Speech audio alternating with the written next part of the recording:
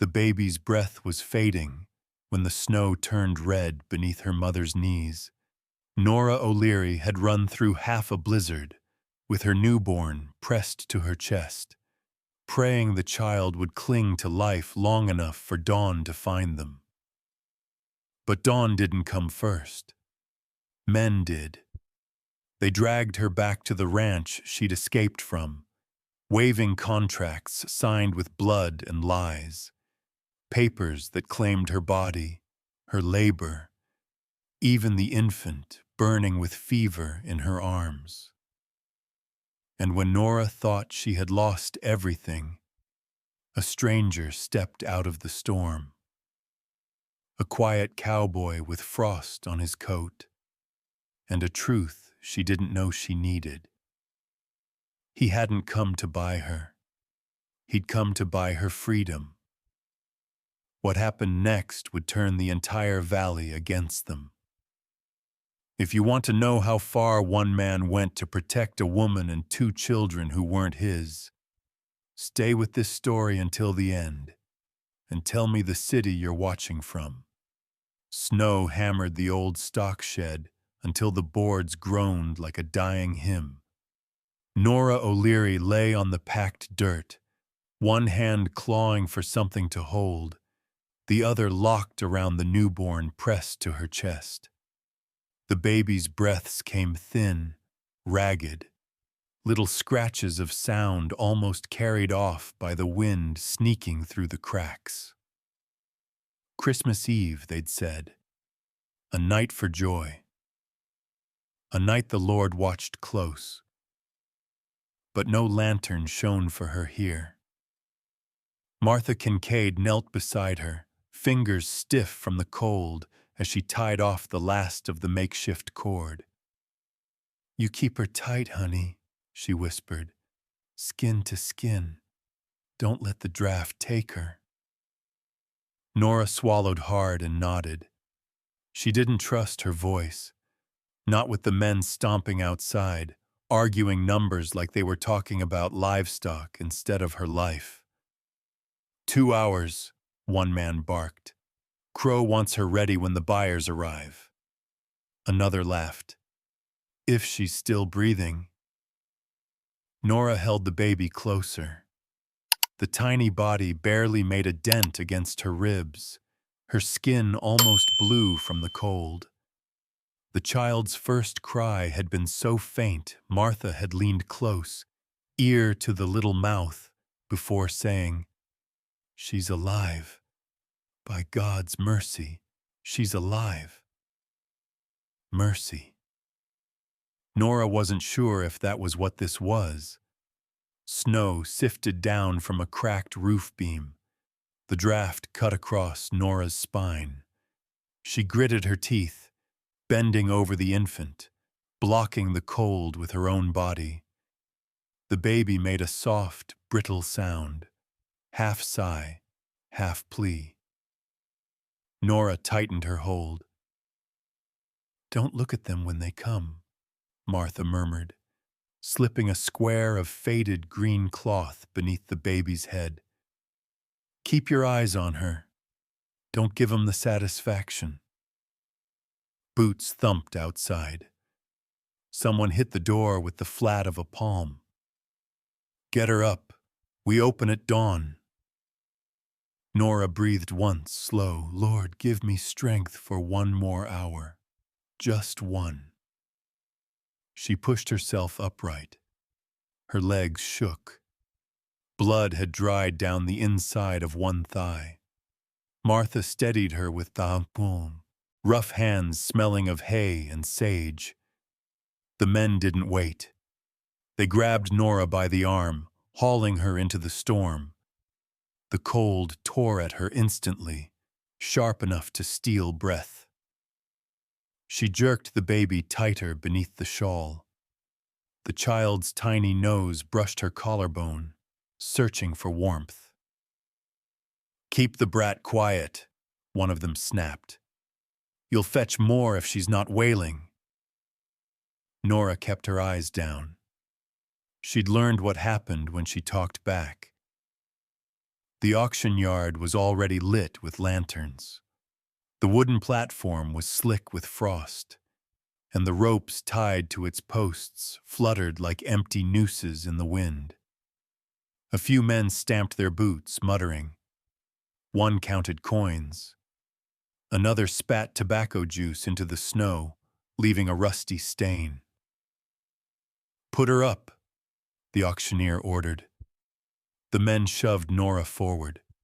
Her bare feet skidded on the ice-slick planks. She staggered, almost dropping the baby. The child whimpered, a thin, brittle sound swallowed by the wind, and Nora curled protectively around her. Female, age 19 or so. Good hips, strong, comes with an infant. A few men snorted at that. "Including the brat?" someone asked. "Separate if you prefer," the auctioneer said. "Crow will make accommodations." A hand reached for the bundle under Nora's shawl. She jerked back, breath punching out of her. "No," the man smirked. "Just checking the goods." The auctioneer raised his voice. "Start at 200, mother only." The bids began. Barked numbers, metal clinks. Nora felt the platform sway under her. She tried not to hear. She focused on the baby's breath, soft, rattling, barely there. Focused on her own heartbeat, counting down the seconds she had left before someone tore the child from her arms. Then a new voice cut through the cold. 300, for both. The yard fell quiet. A tall man stood at the edge of the lantern light, coat dusted with snow, hat brim low, eyes gray as river stone in winter. He didn't shout the number. He didn't need to. His voice carried clean and certain. The auctioneer blinked. 300. For both, you say? Yes. You got a reason to want 'em bundled? No. A few buyers muttered. One scoffed. But the tall man didn't move, didn't argue. He simply reached into his coat and placed a stack of bills on the table. The auctioneer gavel hit the post. Sold. Nora's stomach knotted. Sold. The word carried every nightmare she'd lived. But the tall man stepped forward slowly, never touching her. He nodded once toward the baby tucked against her chest. "Can you walk?" he asked quietly. She hesitated. Breath fogged between them. Snow stung her face. The baby whimpered again, weaker this time.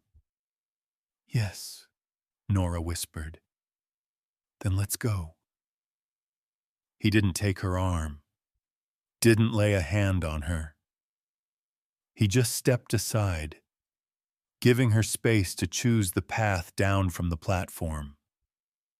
She swayed, then followed. The baby shifted, lips brushing her skin. Behind them, the yard stirred with low whispers.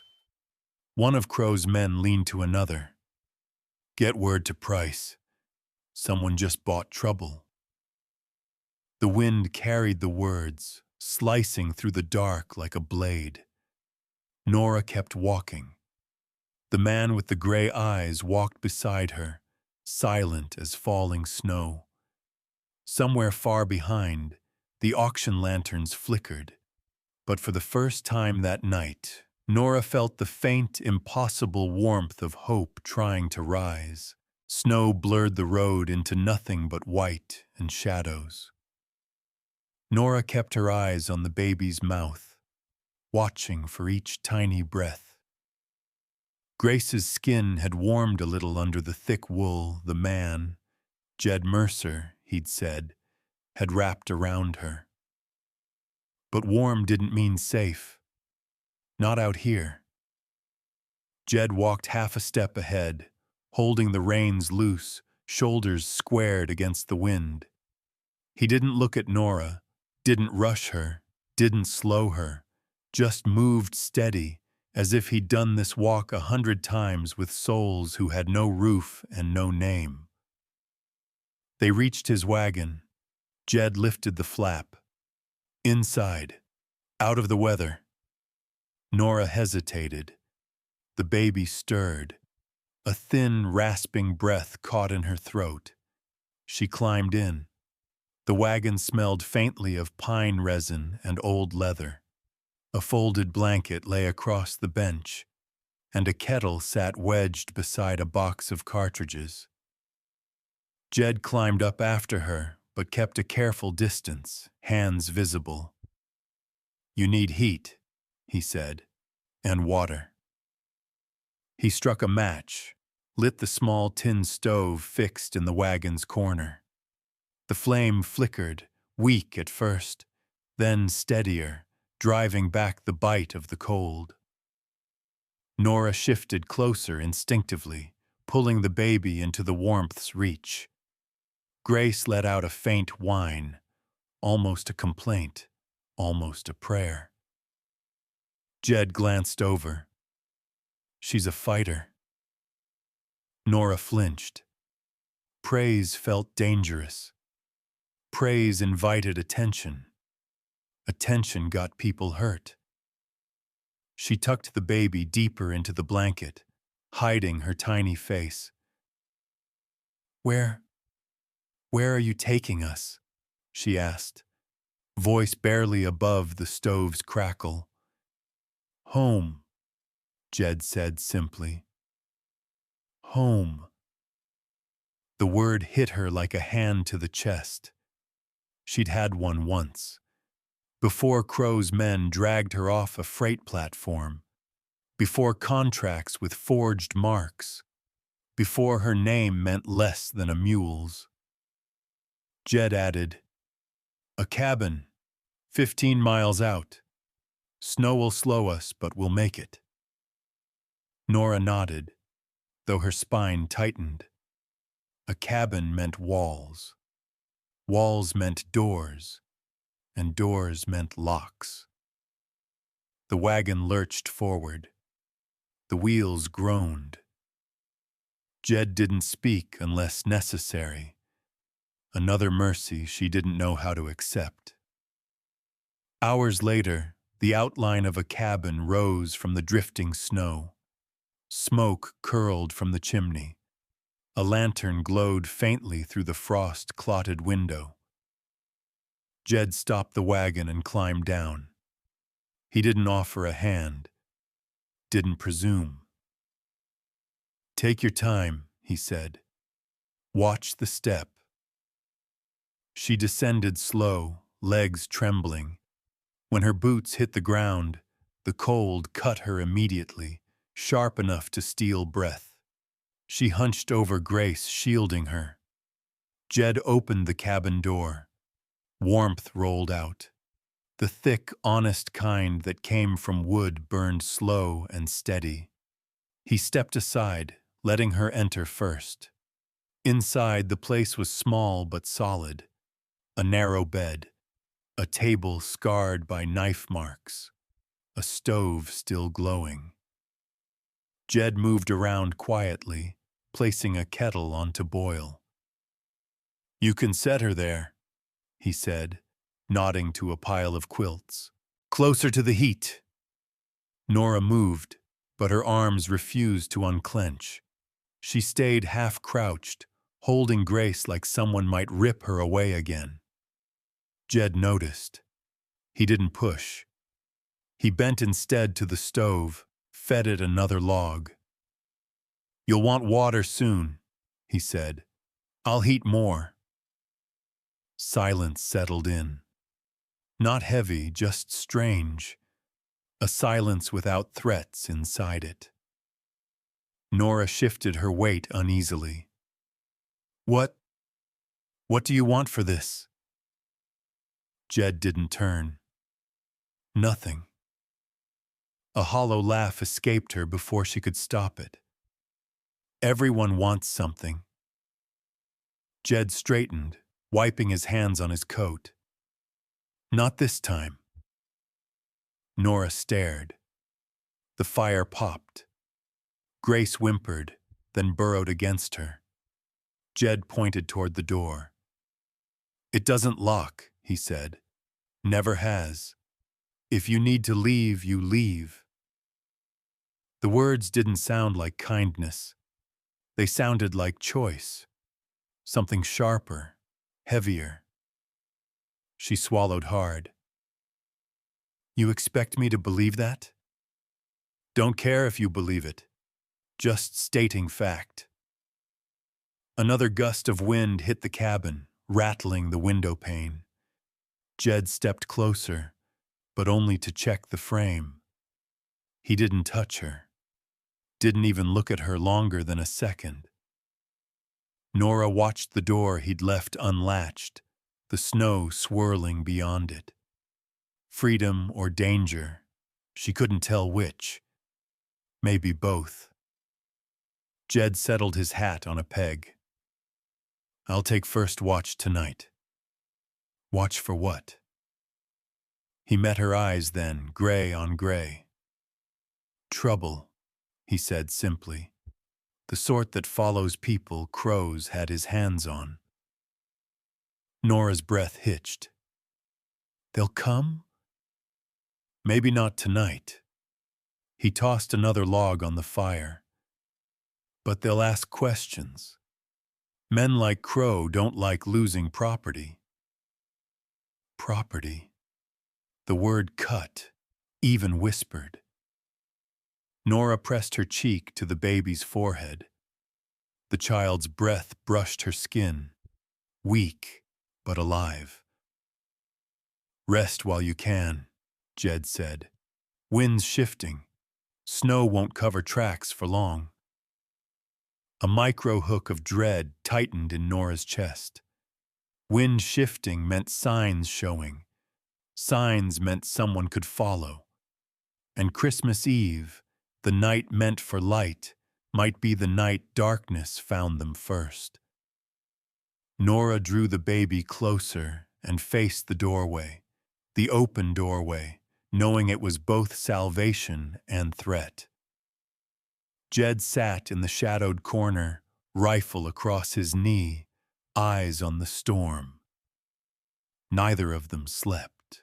The storm pressed against the cabin walls until the logs creaked. Nora sat with her back to the stove, Grace bundled against her chest, the baby's breath thin as a thread of smoke. Jed hadn't moved from his post by the window. Snow clung to his coat like ash. Near midnight, Grace stirred. Not a cry, just a strained, rasping whimper. Nora shifted her closer to the heat, rubbing the tiny back. The baby's skin was too cool, her breath too shallow. Jed, Nora whispered. She's colder. Jed came over, but stopped 2 steps short, hands loose at his sides. The fever? No, just cold. He glanced at the stove. I'll bank the fire higher. But before he reached it, something else cut across the storm, faint, distant, muffled by snow, a sound too sharp to be wind, too thin to be an animal. A child's cry. Nora froze. Jed's head snapped toward the door. Stay here, he said softly. But Nora was already rising, the instinct hitting her faster than fear. She tucked Grace deeper beneath the blanket, making sure the fabric covered the baby's face from the draft. Then she moved toward the door, every step trembling but certain. Jed blocked her path with one arm, not touching, just a barrier. You don't go out. That was a child, and this one needs you alive." Nora's jaw tightened. She heard it again, a little cry broken by wind. Not Grace. Higher pitched, in pain. Jed cursed under his breath, grabbed his coat, and swung it over his shoulders. "Stay inside. Bolt the door. You said it doesn't lock. Then brace a chair. Anything. Just don't step out." He vanished into the white roar of the night. Nora stood in the doorway, Grace warm against her, the cold slicing her cheeks. She braced a chair under the knob, as he'd said, but didn't step away. Not fully. Not while the storm swallowed the only person who'd stood between her and Crow's men. Minutes passed. Long ones. Heavy ones. Then the cry came again. Closer. Softer. Weak. The door burst open. Jed stumbled in, snow crusted on his hat, breath heaving. In his arms was a boy, 4, maybe 5, skin mottled with bruises, lips blue. The child clung to him with clawed fingers, like someone who expected to be dropped. Jed kicked the door shut and set the boy on the floor near the stove, keeping a hand on his shoulder so he wouldn't try to bolt. He was half frozen, Jed said. Tracks headed west, then vanished. No adults. Nora knelt slow, Grace still bundled in her arms. The boy flinched, scrambling back until his spine hit the woodpile. "It's all right," Nora murmured, keeping her voice low, soft, never nearing him too fast. "You're safe in here." Jed shook his head slightly. He hasn't said a word. A mute child, lost in a blizzard, bruises shaped like fingers around his wrists. Nora didn't need more explanation. The boy's gaze snapped to Jed's boots, then to Nora's shawl, then to Grace's small hand peeking from the cloth. Something in his face changed. Not quite hope, more like recognition of something he wasn't sure he deserved. Nora shifted Grace so the baby's cheek rested against her collarbone. "He can sleep by the stove," she said. "Let him warm up." Jed hesitated. "We don't know who he belongs to." "I know what he's run from." Jed didn't argue. He tossed another log into the fire, making sparks jump. The boy edged closer, inch by inch, never taking his eyes off Nora. He didn't look at Jed at all. Every time Jed moved, even to pour water into the kettle, the boy's shoulders jerked. Grace gave a faint cry. The boy stilled. His breath hitched as if that tiny sound was a lantern in a dark room. Nora reached into a tin near the stove, pulled out a piece of dry biscuit, and set it on the floor. Not close to him, not far. Just enough that he wouldn't feel trapped. The boy snatched it and ate like someone who didn't expect another meal. Jed exhaled, long and slow. "We can take him to town in the morning. Someone'll know something." "No," Nora said sharply. Jed's eyes lifted. "You think he's Crow's?" "I think dropping him in town is the same as handing him over." She nodded toward the bruises. "Men who leave marks like that don't ask politely." Jed didn't reply, but he didn't disagree. Outside, the wind screamed, rattling the shutters hard enough to shake snow from the rafters. Nora tightened her hold on Grace. The baby breathed against her, shallow but steady. The boy huddled near the stove, small arms wrapped around his knees, staring at the fire like it was the first warm thing he'd ever seen. Jed moved to the window again, shifting the curtain with 2 fingers. "There are tracks," he said quietly. "Someone was circling the cabin before I found him." Nora's breath stilled. "Crow?" she whispered. "Could be. Or someone wanting to earn from him. Will they come back?" Jed tightened his grip on the curtain. If they saw the light, yes. The fire cracked. Grace whimpered. The boy flinched at the sound.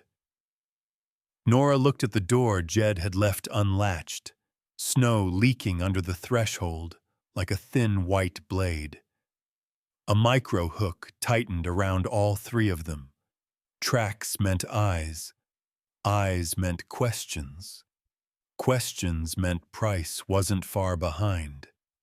And Christmas night, meant for peace, was turning into a hunt. Morning came slow, a dull gray light pressing through the frosted window. Nora hadn't slept. Grace lay tucked against her, breath softer than snow settling on pine. The boy, Cal, she decided silently, slept curled near the stove, one arm wrapped around a log, as if it were a person who wouldn't leave him. Jed stepped in from outside, boots coated in fresh powder. He shut the door quietly, not to wake the children. Nora watched him shake snow from his coat, his jaw set tighter than it had been the night before. "There are new tracks," he said. "Not mine." Nora's fingers tightened on the quilt around Grace. "How close?" "Close enough." He moved to the table, wiping frost off a lantern glass. "Someone walked the fence line. Twice. And a marker stake got turned." Nora's stomach dropped. A turned stake meant someone measuring distance, preparing a claim, or marking a cabin for a night visit. "Crow's men?" she asked. "Or men wanting his favor?" Jed didn't soften the truth. He never did. "Either way, they know someone's here." Cal stirred. The moment he spotted Jed, he scrambled upright, pressing himself back against the firewood stack like it could swallow him whole. Jed froze mid-step, lowering his hands. "Easy, son. I'm staying right here." Cal didn't blink, didn't breathe right, just stared, wild-eyed. Nora moved between them before the boy's panic could break. "He's all right," she murmured. "He won't touch you." Cal's gaze flicked to her, then to Grace in her arms, then back to Jed. His whole body trembled. Jed stepped away, letting distance do what words couldn't. Nora dipped a cloth in warm water and pressed it to Grace's neck. The baby's skin felt warmer now, but her breaths still rattled just enough to keep fear alive. "How long before they come?" she whispered. Jed looked out the window again. "Depends who saw the light. Could be hours. Could be less." Nora swallowed. "You said we'd go to town in a day or 2. "Plans change," he said. "We stay hidden until Grace is strong enough to travel." "And Cal?" Jed's jaw flexed. "Town won't be safe for him, not with bruises like that. Men like Crow buy boys, too." Nora pressed the cloth again, firmer this time, grounding herself. Then we don't take him there. Jed didn't answer. Silence meant agreement. A gust of wind hit the cabin, shaking snow loose from the roof. Cal flinched so hard he nearly toppled into the firewood. Nora reached out, but slowly, letting her hand hover until he chose to lean toward it. He did. Barely. She settled beside him, Grace still in her arms. "You can stay by us," she told him. "By the heat. Nobody's taking you out there again." Jed turned from the window. His eyes, gray and steady, slid over the three of them. Woman, infant, boy, as if fitting shapes he hadn't expected to see in his home. He cleared his throat. "I'll fetch more, water, and firewood. You brace the door." Nora hesitated. "You said it doesn't lock." "It doesn't." He set his hat low on his brow. "But a chair or a crate'll slow a man down. Might be the few seconds we need." He stepped outside. Snow swallowed him almost instantly. Nora dragged a wooden crate against the door. Cal rushed to her side, small fingers gripping the edge like helping mattered. She let him push with her. Sometimes children needed to feel the weight of the thing restraining danger. Grace stirred again. A soft cough. Too soft. Nora rocked her gently, praying under her breath. "Lord, let her lungs grow stronger. Let this warmth hold." Minutes crawled. Jed returned with an armload of wood. When he shut the door this time, he didn't hide the tension in his shoulders. "2 riders passed the ridge," he said. "Didn't stop. But they were looking." "Looking for who?" "For anyone who doesn't want to be found." Cal shivered violently. Nora pulled him closer. "We keep the fire low tonight," she said. "No smoke they can read." Jed nodded. "I'll scatter the tracks I can.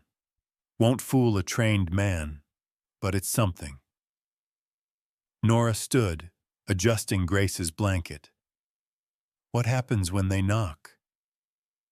Jed looked at her for a long moment. "Then I answer," he said. "And you hide. Behind the stove.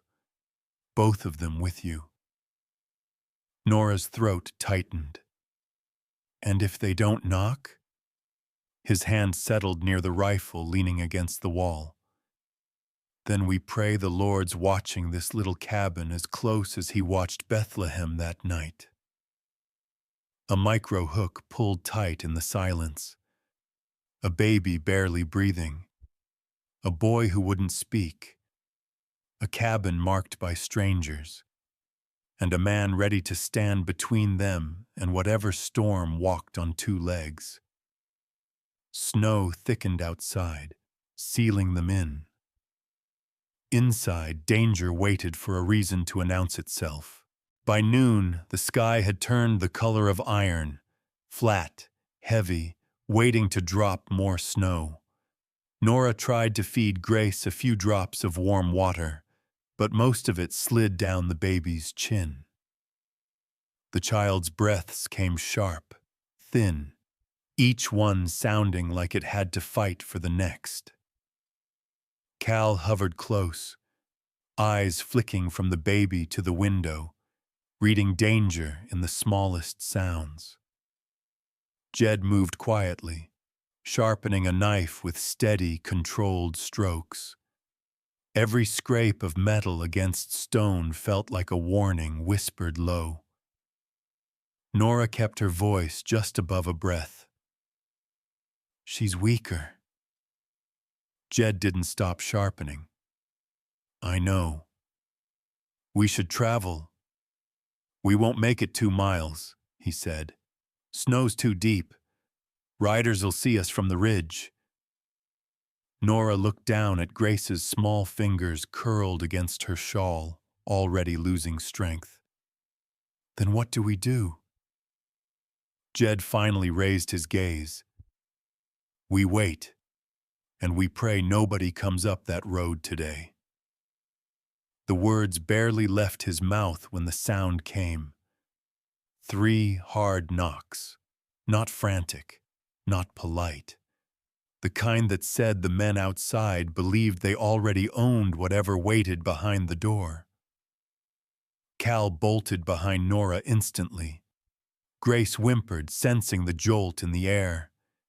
Jed's hand slid to the rifle. Nora's breath caught. They've found us. Jed murmured, stay behind the stove. Keep the children low. Don't move unless I tell you. He crossed to the door. His shoulders squared, but he didn't lift the rifle yet. Instead, he opened the door just wide enough to see, not enough to let anyone through. Wind sliced in. 3 figures stood outside, faces raw from cold, eyes sharp with purpose. At the front was Harrison Price, Crow's lawyer, coat spotless despite the storm, gloves black enough to look wet. Afternoon, Price said, words clipped by the wind. We're here on official business. Jed didn't blink. State your business. Price held up a folded paper sealed in red wax. Warrant for the recovery of stolen property. Jed's jaw pulsed once. There's no property here. Price smiled like a man who'd already been paid. We both know that's not true. He stepped forward. Jed didn't move, blocking him without seeming to. Behind the stove, Nora stuffed the blanket tighter around Grace to muffle her breaths. Cal pressed his face into Nora's side, shaking so hard she felt it through her rib cage. Price raised his voice just enough for the cabin to hear. The woman you purchased this morning belongs to Mr. Silas Crow by existing contract. He tapped the paper. Signed 2 months ago. We're here to retrieve her, and anything born of her. Nora's lungs froze. Her grip on Grace tightened. Price continued, voice smooth as ice. The infant is considered derivative property. Clause 7, if you're curious. Jed finally spoke. You're not coming inside. That's not up to you. Price motioned to the men behind him. Search the premises. Jed lifted the rifle, not aimed, but ready. You take 1 step toward this cabin. His voice dropped lower, colder. And you'll regret it. The wind paused, just long enough for the tension to ring clear. Price didn't flinch. If you obstruct a lawful search, I'll add resisting to your charges. He leaned slightly, trying to catch sight of the shadows behind Jed. Bring the woman out. She comes quietly, or we come in. Nora's heart hammered. Grace let out a faint cry, a thin, helpless sound that carried farther than it should have. Price's eyes snapped toward the noise. There, he said. The infant. Good. That'll make the paperwork simpler. Cal tensed like he might run. Nora grabbed his arm before he panicked. Jed didn't look back, but his voice cut the air. Nora, stay where you are. Price stepped forward again, smirk curling. Mr. Mercer, you're interfering with property recovery. Last warning. Jed kept the rifle angled. She's not property. Price's smirk widened. The law disagrees. Another faint cry from Grace broke the stalemate. Price turned to his men. We're going in. Nora felt the world narrow. This was the moment. Everything tightening, collapsing toward a single terrible outcome. Jed inhaled once, sharp. He knew the odds, the numbers, the law twisted against them. He couldn't stop them all without turning the cabin into a killing ground. And if he killed, the law would bury Nora, Grace, and Cal deeper than Crow ever could. And Nora saw it too. She stood. No, Jed snapped. Stay back. But she stepped out from behind the stove, Grace in her arms, Cal clinging to her skirt. She lifted her chin, voice steady only because it had to be. I'll go. Jed turned sharply, eyes burning. Nora, don't. Price's smile flicked like a blade catching light. Wise choice. Nora took one more step. But you don't go inside, and you don't touch them. She shifted Grace, making the baby visible. You want me? Fine. Leave the children. Jed realized what she was doing a half-second too late. Nora, don't do this. She didn't look at him. Couldn't. If they search the cabin, they'll take Grace, and they'll take the boy. This way. They won't look. Price adjusted his gloves. Acceptable terms. Come along.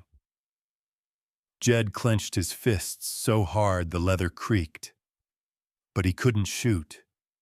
Not without making Nora and the children targets. Nora pressed her cheek to Grace's cold forehead.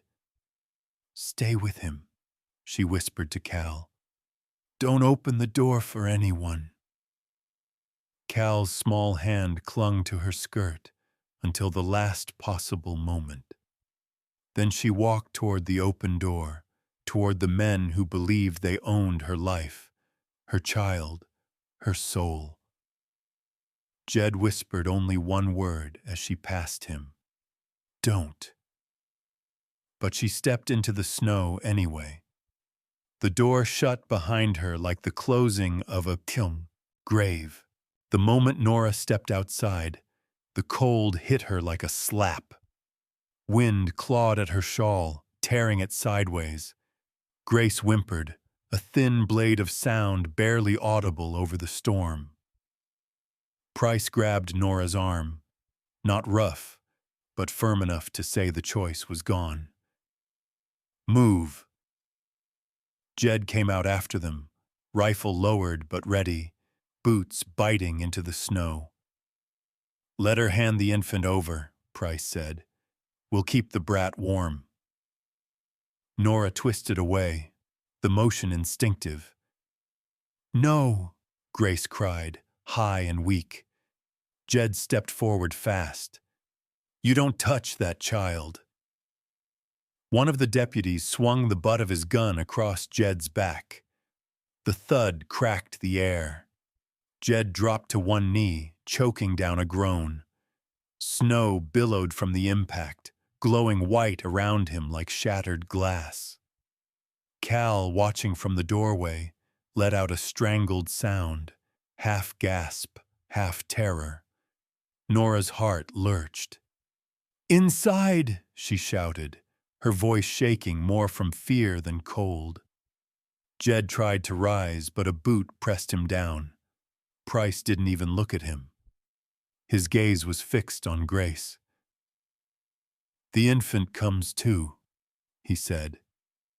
Contracts don't break because a man wants to play hero. He reached for the baby. Nora jerked back again. She'll die in this cold. Then walk faster, Price said. Another deputy seized Nora's wrist. Grace muffled a tiny broken cry against her chest. The deputy pried the blanket just enough to see the child's face. "This one's sick," he muttered. "Crow won't like—" "Crow doesn't pay for opinions," Price snapped. "Bring her."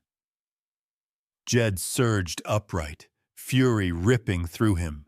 He shoved the boot off his back and lunged toward them. 2 rifles lifted instantly. "Stop!" Price's voice cracked like ice. "You shoot him if he gets any closer." Jed froze, chest heaving, snow melting on his coat. His eyes, gray and storm-dark, locked on Nora. She shook her head a single, desperate inch. "Don't, Jed!" The deputies dragged her toward the wagon.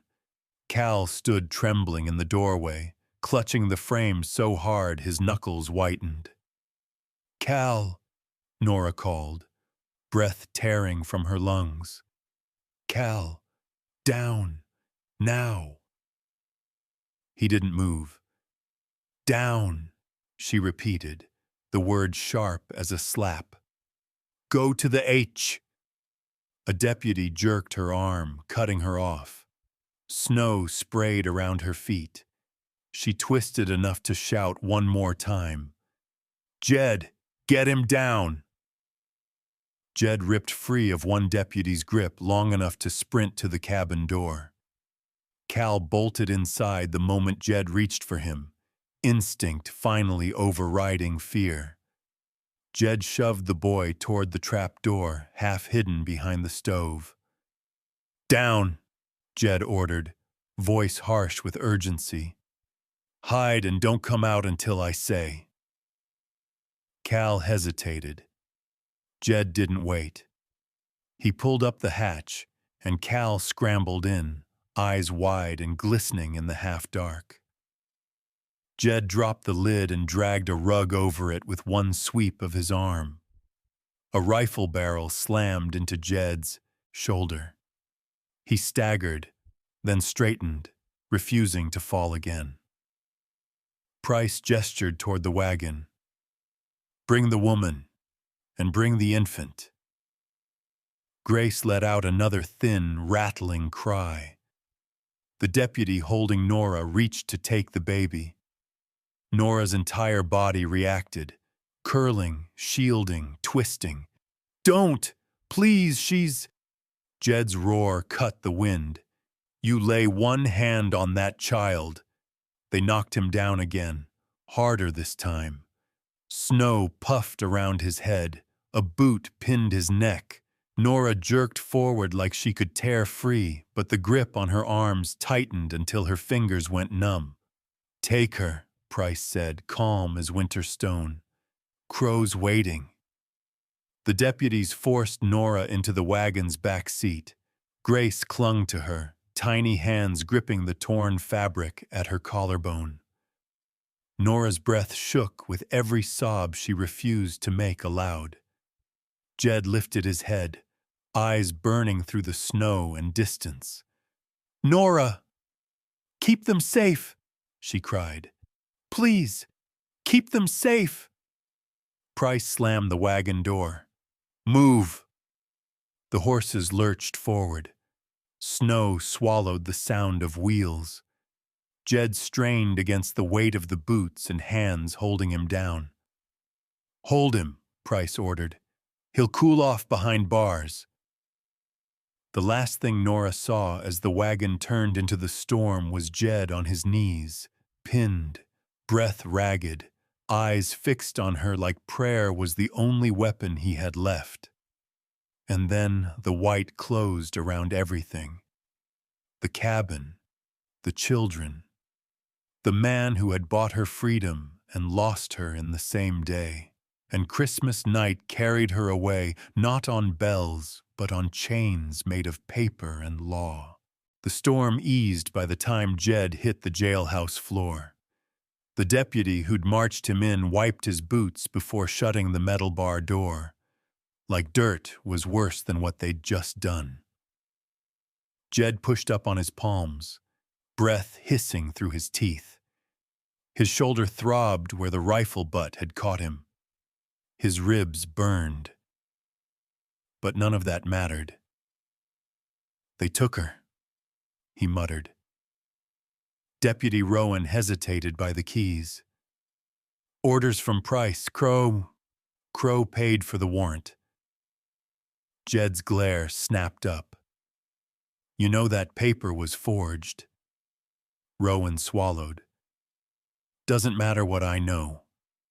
Matters what the judge signs. He lowered his voice. Price's men are bringing her to Crow's ranch. Tonight. Jed stood so fast the cell bars rattled. Rowan flinched. She won't survive there, Jed said. The child won't either. Rowan avoided his eyes. You shouldn't have interfered. Would have gone smoother. Smoother for who? Jed growled. Outside, the wind threw sleet against the window. Jed's pulse hammered with it. He gripped the bars so hard the metal bit into his palms. Rowan, he said, voice low. Where's the judge? Out of town. Won't be back till after Christmas. Convenient. Too convenient. Jed leaned his forehead against the bars. They'll break her. Then they'll break the children. Rowan shifted, discomfort winding through his posture. Children? There was only one. Jed's eyes snapped open. You didn't search my cabin. Rowan stiffened. No. Then don't, Jed said. If anyone looks, that boy won't make it through the hour. Rowan looked at the floor. Price said the place is on his list tomorrow. Tomorrow. Jed exhaled sharply. Enough time if he could get out. Not enough if he stayed in this cage and hoped. He sat on the cot, silent, controlled. Rowan stayed another minute, confused by a man who wasn't panicking. You planning something? The deputy asked. Jed didn't answer, but Rowan saw enough in the set of his jaw to leave quickly. Nora's world had turned into jolting wheels and leather reins cracking through sleet. The wagon skidded twice on the frozen ruts. Grace lay against her chest, breath a weak flutter against Nora's skin. Every bump jostled the baby's ribs. Every shake threatened to break the last thread holding her. Keep her wrapped, one deputy muttered without looking. Crow pays more for breathing merchandise. Nora closed her eyes, not to rest, just to keep her terror from spilling. After what felt like hours, the outline of Crow's ranch rose through the white. The tall gates, the lanterns burning with a rich man's arrogance. The long shadows cast by the main house, stretching toward the wagon like reaching arms. They hauled her out before she could steady her feet. Grace stirred. Just once. Nora clutched her closer. The front door opened. Silas Crow himself stood framed by golden lamplight. A heavy, coat lined with fur draped his shoulders. His eyes were colder than the snow. So, he said, stepping forward, my runaway returns. Nora's breath caught fire in her throat. I wasn't yours. Crow raised a brow. Everything I purchase is mine. His gaze dropped to the bundle in her arms. And that one, he added casually, is mine by extension. Nora turned her body, shielding Grace. A flash of something sharp flickered in Crow's expression. He stepped closer. She'll be raised properly, he said, unlike her mother. Nora shook her head, shaking with fury she couldn't show. She won't survive your house. Crow smiled a little. Then she dies under my roof instead of a stranger's. Either way, she remains accounted for. He nodded to the guards. Put her in the east room. I want her washed, fed, and ready to sign before dawn. Sign what? Nora whispered. Crow's eyes glittered. A permanent transfer. The child comes to me. You go where I decide. The world tilted. Nora tightened her grip on Grace until her knuckles whitened. Crow leaned in just enough for only she to hear. You think a cowboy buying you once changes anything? Paper wins. Always. Nora trembled, rage pounding under her ribs. Price stepped forward, clearing his throat. Sir, Mercer resisted arrest. We can file charges, make an example.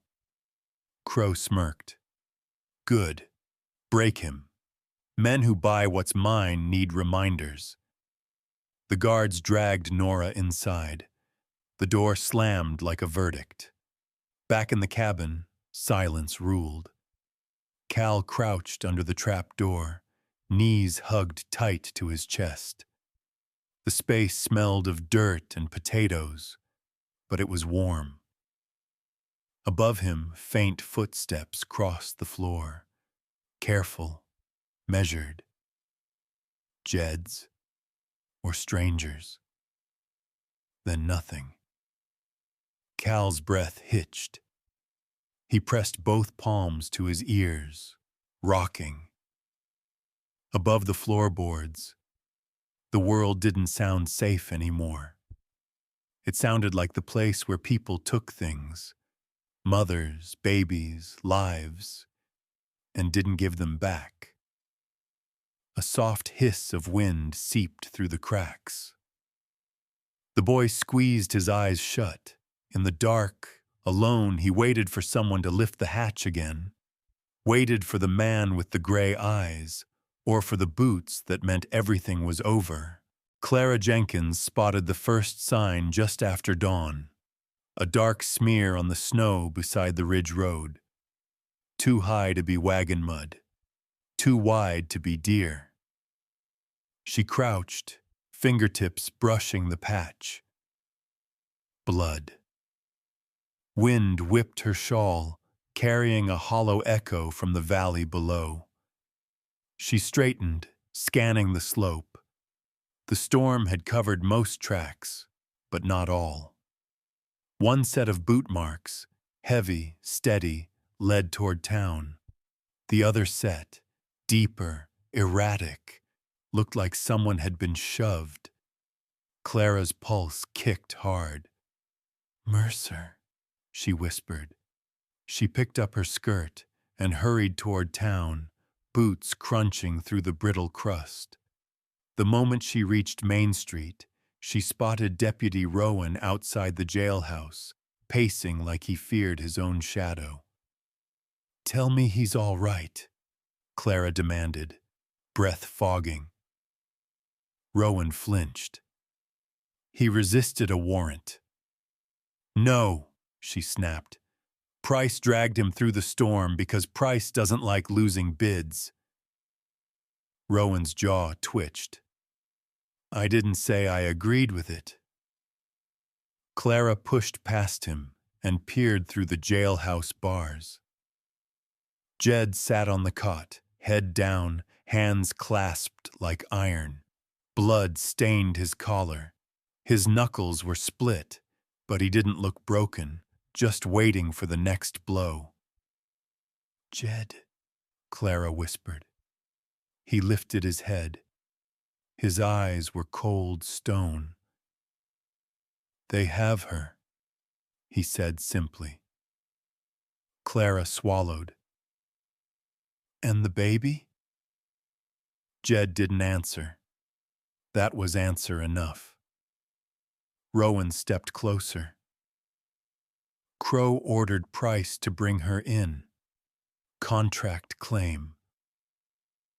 Contract my foot, Clara hissed. I saw those dirty papers last year. Half the marks looked stamped by a drunk. Jed stood, gripping the bars. Rowan, you know Crow's paying the sheriff. Rowan looked torn, shaking slightly. I can't open that door. Clara grabbed his sleeve. Then at least bring Dr. Whitfield. The baby won't live long in that place. Rowan's eyes flicked sharp. Baby? Jed said nothing. His silence said everything. Rowan cursed under his breath, surprising them both. Then he snatched his coat. Fine, Whitfield's clinic. But if Price sees me, he won't, Clara said. He's too busy polishing Crow's boots. Dr. Whitfield was boiling instruments when Rowan and Clara burst in, half dragging the cold in with them. The doctor looked up sharply. Who's bleeding? Mercer, Rowan said. But that's not the urgency. Clara leaned on the table, breathless. Crow has Nora O'Leary, and the infant. Whitfield stopped moving. The steam rose around him like ghost breath. An infant, he repeated slowly. Newborn? Yes. Jed's voice came from behind them. Rowan had let him out for this. Hours old. She's sick.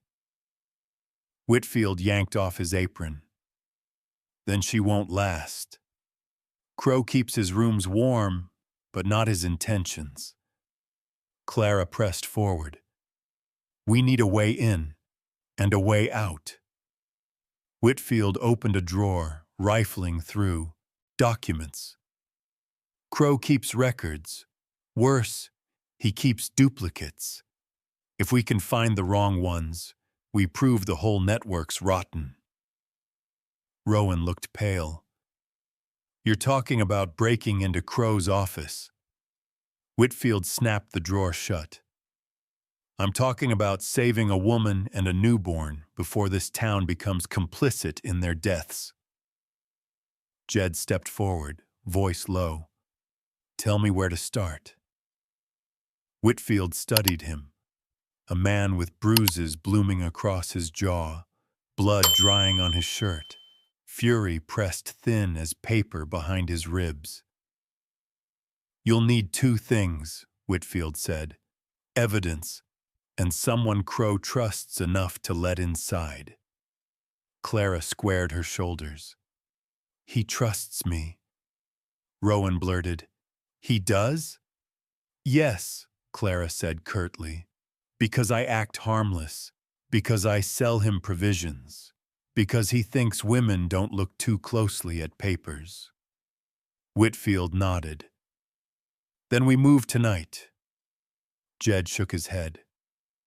Tonight, the baby won't survive. We move now. Rowan stepped back. Price is still at the ranch. You'll walk straight into a noose. Jed's voice hardened.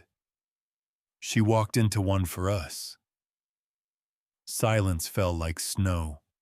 Whitfield reached for his coat. All right then.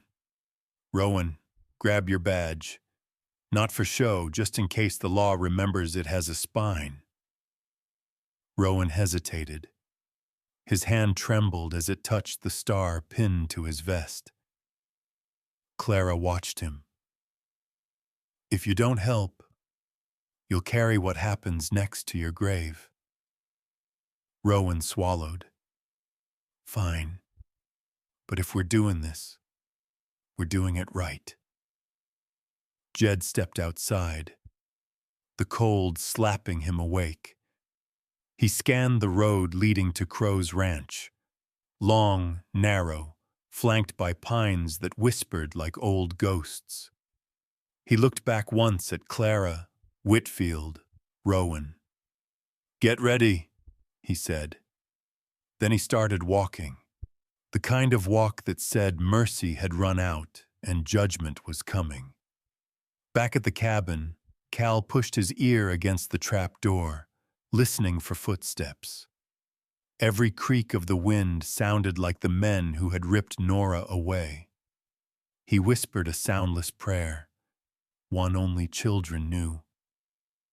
For the woman who had saved him, for the baby with the tiny breath, for the man with the gray eyes who had promised nothing but acted like everything.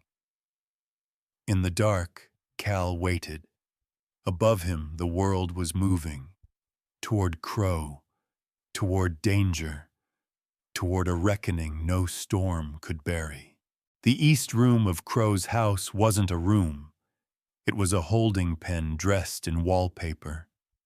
The window was barred. The lantern burned low, and the air carried the faint, sickly smell of ink and legal paper. Nora sat on the edge of the narrow bed, Grace bundled against her chest, the baby's breath flickering like a candle fighting drafts. A maid, young, eyes hollow, set a tray of broth on the table and whispered, "Eat before he comes back." Nora didn't touch the bowl. "What does he want with the baby?" The maid's hands shook as she adjusted her apron. "He wants heirs without wives. He wants leverage. He wants whatever makes men obey." Nora's stomach knotted. "She's not his." The maid's gaze darted to the door. "He'll make her his. He always does." She slipped out before Nora could ask more. Grace whimpered, weak, rasping. Nora pressed her lips to the child's forehead. Too warm, too quiet. "Hold on, sweetheart," she murmured. "Hold on for me." The latch clicked. Nora's spine stiffened. Silas Crow stepped in with the calm, predatory confidence of a man who believed God himself had signed his deeds. Price followed, carrying a folder thick with papers. Crow didn't look at Nora first. He looked at Grace. "That cough," he said coldly, "sounds expensive." Nora angled her body, shielding the baby. "You're not touching her." Crow ignored that. He picked up the broth bowl, sniffed it, set it aside. "You'll sign the transfer before morning." Price opened the folder, pulling out one sheet lined with dense clauses. "This one gives Mr. Crow custody of the child. This one returns you to his employ for breach of contract. And this, I'm not signing." Nora tightened her arms around Grace. "You will," Crow said, "or the sheriff will. The law doesn't care whose hand holds the pen." Nora's breath trembled. Not from fear, she refused that, but from holding too much rage inside skin too thin. Crow leaned closer. "Once the infant is mine, I'll send you to the mill. No more running. No more cowboys buying what I own." Nora nearly spat the word. "Owned women don't get to bargain. You said that yourself." Crow's expression sharpened. "Be careful." Grace coughed again. Tiny, painful, shuddering. Price winced. "She needs a doctor." Crow's fingers tapped the bedpost. "Doctors cost money. After she's mine, I'll consider it." Nora swallowed hard. "She won't live the night without help." "Then sign now," Crow said simply, "and I'll fetch Whitfield." Nora froze. She knew Crow lied like breathing, but Grace's breaths were already slipping. Every rattle sounded closer to finality. Price handed her a pen. "It's only ink." "No," Nora whispered. "She dies," Crow said softly. "If you don't." Nora felt her pulse break against her ribs. Grace whimpered against her skin, the sound like wings scraping ice. Crow nudged the paper closer. "Your choice." Her vision blurred with heat she'd shoved down too long. She breathed once, twice. The Lord's name trembled in her throat. Then, bootsteps thundered down the hall, fast, urgent. Crow stiffened. A guard burst through the door. "Sir, someone's seen Mercer near the North Trail." Crow's jaw snapped shut. "That can't be. He's locked up." The guard shook his head. "Rowan let someone out. People are talking." Price cursed.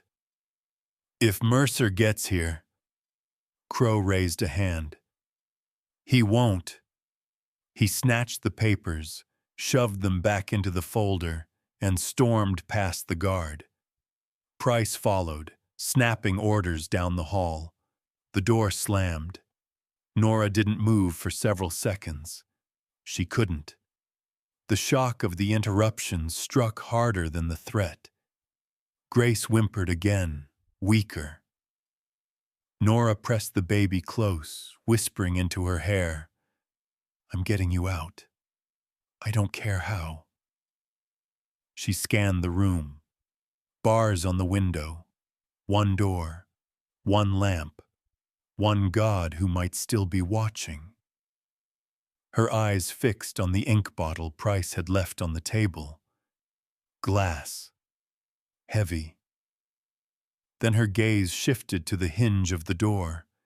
The bottom screw loose. Not much, but enough. A spark of something dangerous flickered inside her.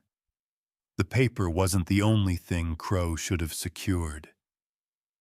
Outside, Jed moved through the storm-shadowed pines, breath white, steps silent. Clara and Whitfield trailed behind, farther than they wished, but close enough to act. Jed stopped at the ridge, staring down at Crow's lantern-lit house. "Is she alive?" Clara whispered. Jed didn't answer with words. His jaw locked. His eyes sharpened. His breath slowed like a man preparing for war. "Lord," Whitfield murmured, "guide us." Jed whispered back, "Guide her first." Back in the cabin, Cal pushed the trap door a hair's width open. He saw only the stove legs and the dim glow of dying coals. Jed wasn't back. The cabin felt emptier than the dark beneath it. Cal curled tighter, arms wrapped around his knees. He'd lost 2 homes already. He wasn't losing this one, too. Snow thickened again, drifting sideways like sheets of torn linen. Jed crouched behind a pine stump 50 yards from Crow's house, studying every window, every lantern glow. 2 guards circled the porch. One paused now and then to spit, the sound sharp in the cold. Whitfield whispered, "We need distraction." Jed didn't look away. "We need timing." Clara huddled close to the tree line, clutching a wrapped bundle of Whitfield's tools, pliers, a scalpel, a small hammer. Her breath shook. "Crow won't let the baby live without a fight," she murmured. Jed's jaw cut hard. "That's why we're not giving him the chance." He raised his binoculars. Through the frosted glass of the east room window, he saw a flicker of movement, the bend of a woman's shoulder, the shape of an infant in her arms. Nora. Alive. Jed exhaled once, slow, controlled. Then he rose to his feet. "Stay here," he told them. Clara grabbed his sleeve. "Jed, there are 4 armed men at least." "Then the odds are fair," he said quietly. Inside the east room, Nora pressed Grace tightly against her chest and slid her fingers around the loose hinge screw. Her nails scraped metal. It didn't budge. She tried again, twisting harder. The screw gave half a turn. Grace whimpered, hot breath, weaker than before. "Hold on, baby," Nora whispered, sweat beading along her hairline despite the cold. "Just a little longer." She switched hands, bracing her foot against the wall for leverage. Half turn. Another. Another. The hinge groaned softly. The bottom of the door shifted a fraction. Nora froze, listening. Footsteps in the hall. Slow. Deliberate. Not Crow. Not Price. The guard. She clutched Grace and backed away from the door, hiding the loosened hinge behind her skirt. The latch clicked. A tall man stepped in, face blank beneath a wide-brimmed hat. "Crow wants signatures before midnight," he said. Nora forced her breath steady. "The baby needs help." The guard glanced at Grace, a cursory look, cold, uninterested. "Crow says the doctor comes after the ink." Nora swallowed. She might not make it that long. Then signed fast. He stepped closer.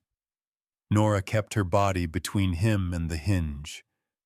The man's boots left wet prints across the carpet, snow melting in dirty streaks. He sniffed.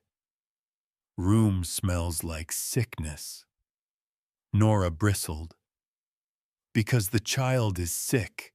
Let Whitfield in." "Not without Crow's order." He turned toward the bed, toward the lamp, toward the door.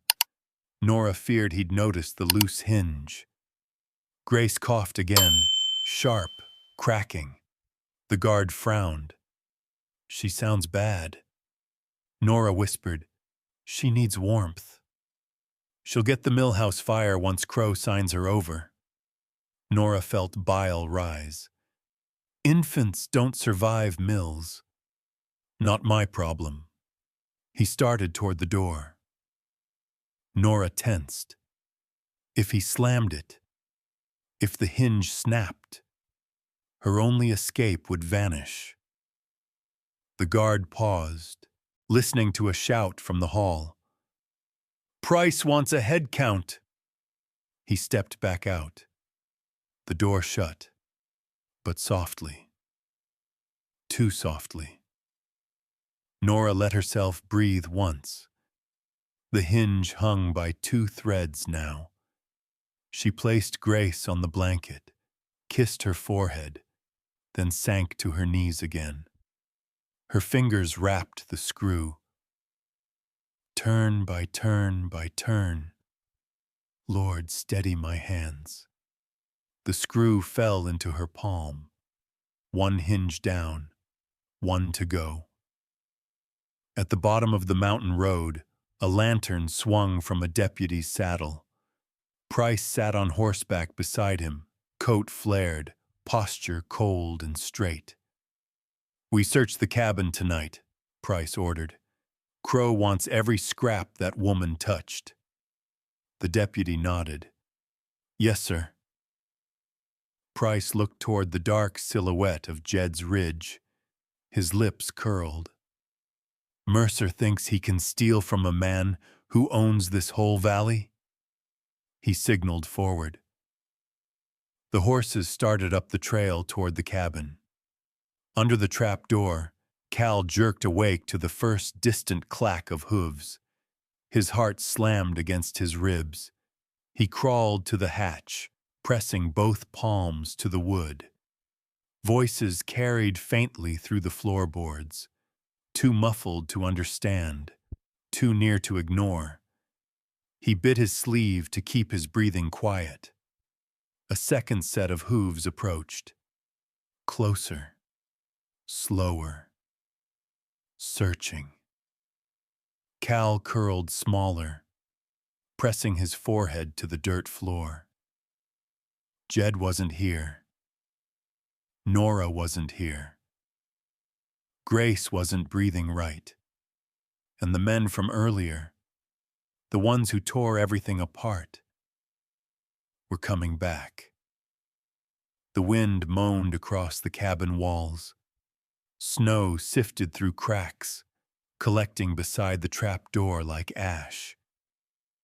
Above him, a boot step landed heavy on the porch.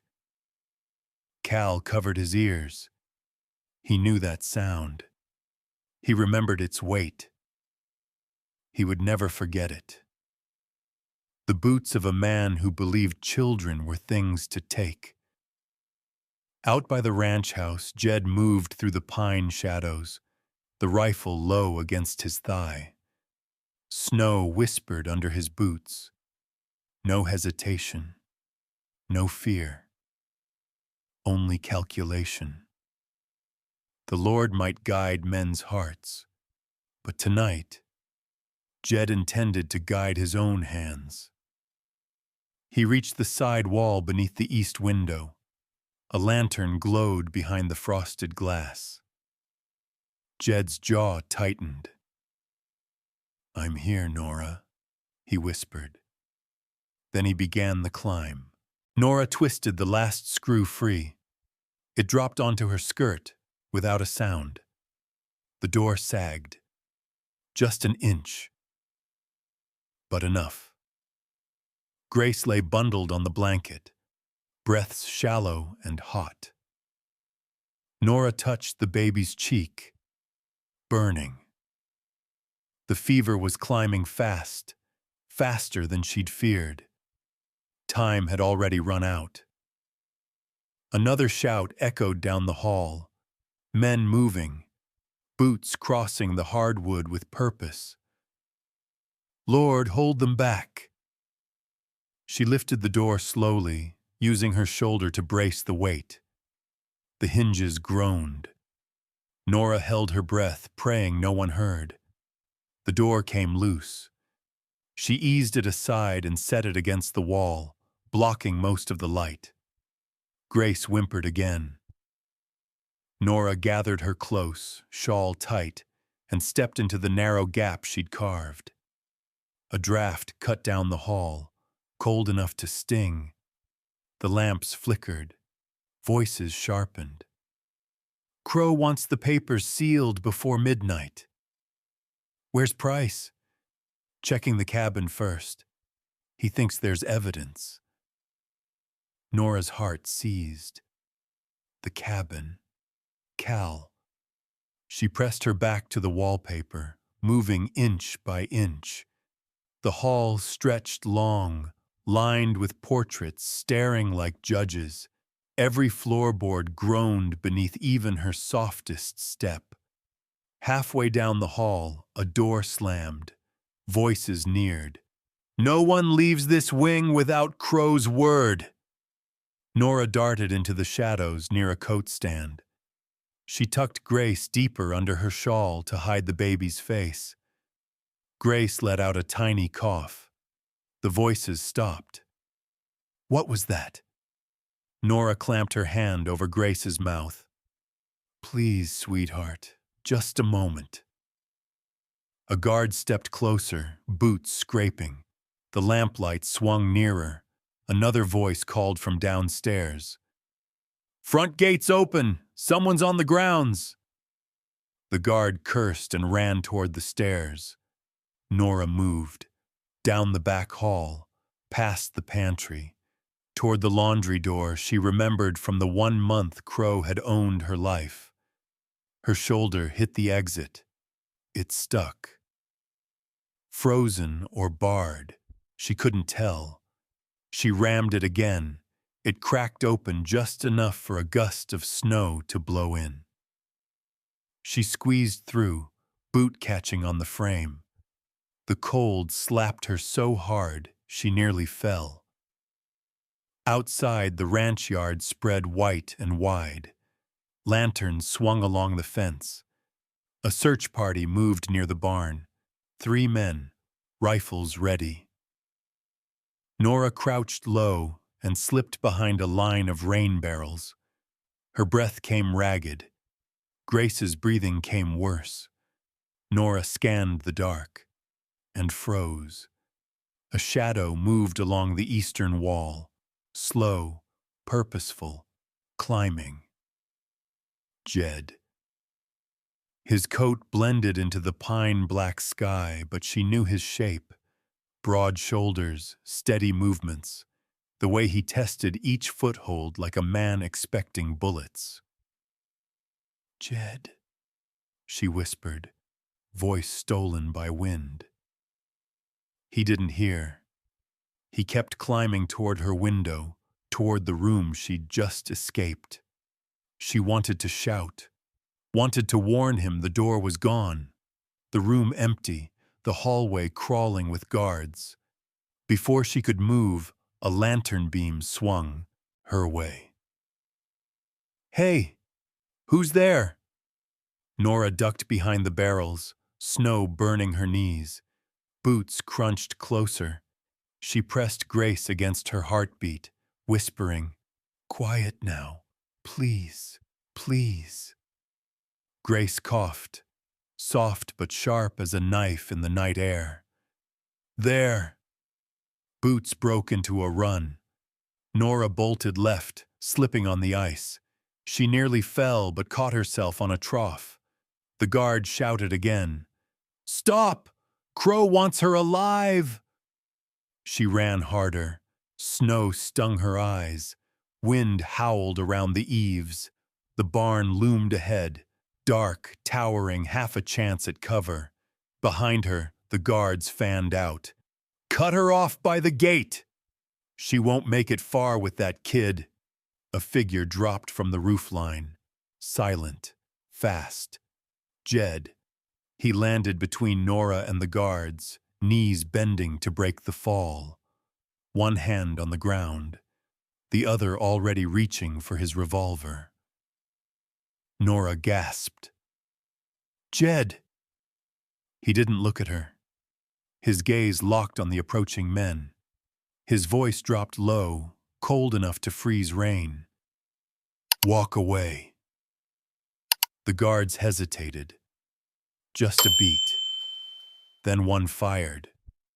The shot cracked the night. Nora ducked, shielding Grace with her entire body. Jed moved smoother than the bullet, rolling, rising, firing once. A guard fell. The others cursed, scrambling behind a water trough. "Nora," Jed said without turning. "Barn, now." Nora didn't question. She sprinted, boots slipping, heart pounding so loud it nearly drowned the storm. Jed fired again, covering her run. She slammed into the barn door, shouldering it open. The smell of hay and cold horses' skeepers hit her first. She slid inside with Grace and pulled the door until only a sliver of light shone through. Jed dove in behind her an instant later, slamming the bar shut. Outside, shouts grew louder. "Search the barn!" "She's in there!" Nora pressed Grace to her chest, shaking, breath clouding the cold air. Jed reloaded with one clean, practiced motion. He looked at Nora then, finally. Not with fear, not with regret, with decision. "We're not dying in this barn," he said, and outside Boots gathered like a storm ready to break. The barn shuddered under Boots and shouted orders. Snow rattled loose from the rafters, drifting over Nora's hair as she crouched behind a stall, Grace burning in her arms. Jed stood by the door, revolver raised, calm in the way men get calm only when there's nothing left to lose. "Corner," he said, low. "Keep her warm." Nora pressed back into the hay. Grace's breaths fluttered, thin, clipped, barely there. Fever radiated off her. Every second felt like a countdown. A boot hit the door. Wood split. Jed hurled a lantern into the far stall. Glass shattered. Flames surged upward. Smoke burst out like a warning flare. "Fire!" someone screamed. Jed grabbed Nora's elbow. "Move!" They slipped out the rear stall as chaos erupted. Shouts, coughing, men scrambling from the heat. Wind slashed their faces as they tore into the storm. Nora nearly stumbled. Jed caught her, steady and sure even in the whiteout. Lanterns flickered behind them, shadows darting like wolves. "Fence line," Jed muttered. "Stay in my steps." They ran. Snow swallowed their footprints almost instantly. Grace's tiny cry thinned further. Nora whispered prayers into the child's hair. Barely words, mostly breath. They reached the outer gate just as two guards turned the corner. Jed raised his revolver. Click. Empty. The guard fired first. Snow burst at Jed's feet. Nora screamed. Jed didn't hesitate. He slammed into the first guard, driving him into the fence. The second swung his rifle. Jed ducked, caught the stock, twisted until the bone popped. The man collapsed. Jed tossed the rifle aside. Too loud, too risky. "Go!" he barked. They sprinted into the road, breath tearing from their lungs. Crow's ranch lights glared behind them, search patterns sweeping, voices echoing. Nora looked at Grace. Red cheeks, half-lidded eyes.